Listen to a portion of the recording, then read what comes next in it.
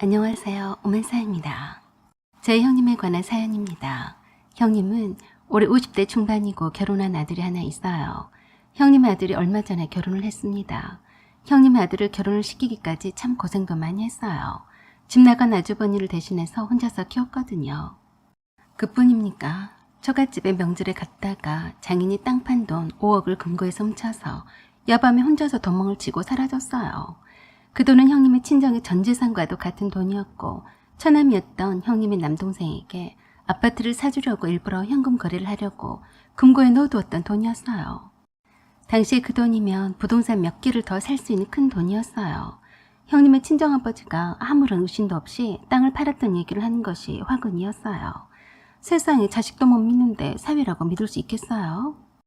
한창 부동산에 관심이 많던 형님의 친정아버지께서 이런저런 부동산 시세를 말씀하시다가 하시게 되었다고 했어요. 아주버니가 장인어른인 형님의 친정아버지가 각종 비밀번호를 두꺼운 검정 수첩에다 일목요연하게 적어놓는 것을 유심히 봐뒀다가 일부러 금고가 있던 서재방에서 혼자 잠을 잔다고 하더니 돈을 털어서 달아났다고 했어요. 그래서 난리가 났었고 형님도 그 일 때문에 엄청 힘들어했어요. 형님네 친정 식구들이 시부모님한테 몰려와서 삿대질을 하고 돈 내놓으라고 하는 통에 시댁 식구들이 말도 못하는 고초를 겪어야만 했어요. 경찰에 신고도 하고 수배령도 내려졌지만 이미 베트남으로 도망쳐서 찾을 수가 없었어요. 형님은 친정 식구들한테도 면목이 없었는데다가 시댁 쪽에서는 아주버니가 사돈의 돈을 훔쳐 달아났으니 형님의 친정 식구들한테 모진 고박과 모욕을 견뎌야만 했으니 시가 쪽 사람들한테도 힘들기는 마찬가지였어요. 그래서 친정도 시가 쪽에서도 외면을 당한 채 그렇게 혼자서 외롭게 아들 하나만을 바라보고 살았어요. 재혼할 생각은 꿈도 못 꿨고 그저 먹고 살기가 바빠서 하루하루를 견디면서 아들을 키워왔어요. 형님이 힘들 때마다 저에게 연락도 했고 시댁에 일이 있을 때마다 제가 연락을 해주었어요. 형님은 이제나 저제나 아주버니한테서 연락이 올까 기다렸지만 역시나 20년이 지나도록 나타나지 않았어요. 그러다가 형님의 아들의 결혼식을 올리게 되었는데 그 결혼식장에 떡하니 나타났습니다. 20년이 지났지만 바로 알아보겠더라고요. 먹고 살 만한지 별로 늙지도 않았고 예전 모습 그대로인 것 같아서 놀라기만 했어요. 어쩜 저리도 뻔뻔하게 버젓이 잘 살고 있었으면서 연락 한 번을 하지 않고 살았는지 어이가 없었어요. 패춘한 듯한 아주버니의 모습과는 달리 훨씬 늙어 보이는 형님에게는 안중에도 없어 보였어요. 그동안 얼마나 형님이 힘들게 살아왔는데 형님에게 미안하단 말 한마디도 건네지도 않았고 장성한 아들에게도 별 관심도 보이지 않았어요. 그저 시부모님과 형제들에게 마치 자기가 금이 환영이라도 한 것처럼 의시되며 나타났어요. 때깔이 좋은 것을 보니까 틀림없이 딴 여자와 살림을 차리고 살았을 건데 저렇게 기름지고 말쑥한 모양으로 나타날 거면서 연락도 끊고 살았으니 참 뻔뻔해 보였어요. 그래도 시부모님은 어디서 죽었는지 살았는지도 모르는 장남이 돌아와서 조우하라 반기셨어요. 그리고 부모님 석에 남편이 대신해서 자리를 지키기로 했는데 아주버니에게 아버지 자리에 앉으라고 했더니 단번에 마다하더라고요. 그래도 아들 결혼식에 참석을 하고자 나타난 줄 알았는데 그게 아니었어요. 그냥 짠 하고 자기는 건재하게 잘 살고 있다는 것을 과시하려고 나타난 거였어요. 참 망나니 중에 이런 망나니도 없었죠. 그동안 원망을 많이 해왔던 형님의 아들이 좋다고 반길리 만무했어요. 결혼식장 휘저으며 뭘 잘했다고 나타나서 형님은 억장이 무너졌으니까요. 그래서 보다 못한 형님의 아들이 아주버니를 데리고 식장 밖으로 나가서 그랬어요. 아버지, 여긴 왜 왔어요? 이렇게 잘 먹고 잘 살고 있으면 그냥 그대로 나타나지 말고 사실 일이지. 왜 왔어요? 그러자 그러더랍니다. 요거 말하는 봄새 좀 보게. 내가 왜 네 아버지냐?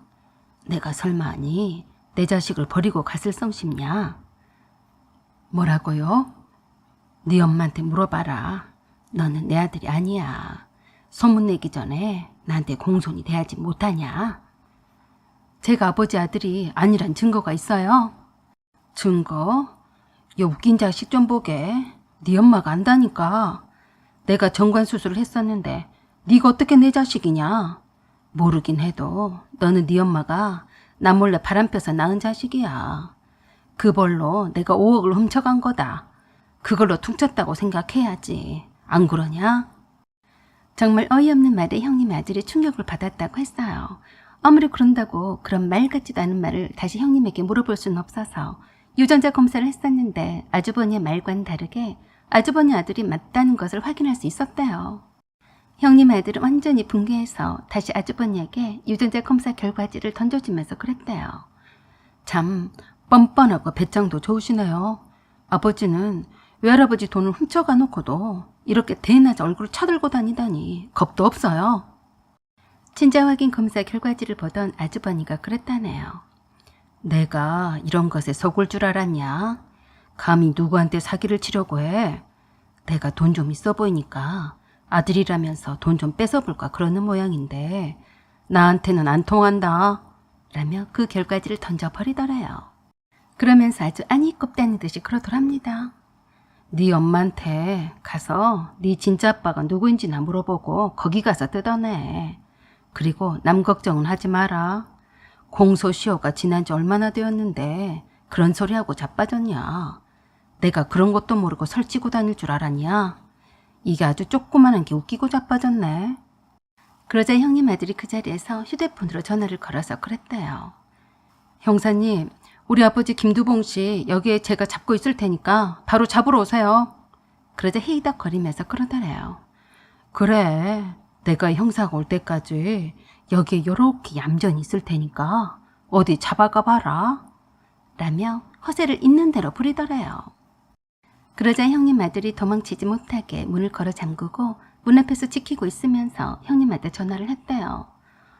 엄마, 인간 말종인 아버지가 오늘 드디어 경찰에 체포될 거예요. 보러 오세요. 엄마 한을 풀어드릴게요. 그리고 금방 사이렌 소리를 울리며 형사가 도착해서 바로 수갑을 채우려는데 아주버니가 그랬대요. 어허, 나는 공소시효가 끝났어. 이거 왜 이래? 그런데도 무슨 미친 소리냐며 수갑을 채우자 그때서야 당황했다고 했어요. 그러자 형님이 그러는 아주버니에게 다가가서 그랬대요. 하나는 알고 둘은 몰라서 다행이다. 네가 미국에 나가 있는 거는 공소시효 기간 안 쳐준다는 걸 몰랐니? 쌤통이다. 뭐라고? 라고 하며 당황해하자 형사들이 어이없다고 썼대요. 그렇게 해서 아주버니는 체포가 되었고 결국엔 그동안의 이자를 쳐서 모두 다 형님의 친정 부모님께 돌려드렸어요. 그동안 베트남에서 사귄 여자들이 임신을 했어도 굳이 자기 자식이 아니다고 진상을 부렸다고 하더라고요. 참 어이가 없고 기가 막힌 사연이었어요. 아주버니가 콩밥을 먹으면서 무슨 생각을 하고 있을지 궁금하네요. 평생을 거기서 나오지 말고 살았으면 좋겠다고 형님과 아들이 그랬습니다. 사연은 여기까지입니다. 구독과 좋아요 부탁드려요. 감사합니다.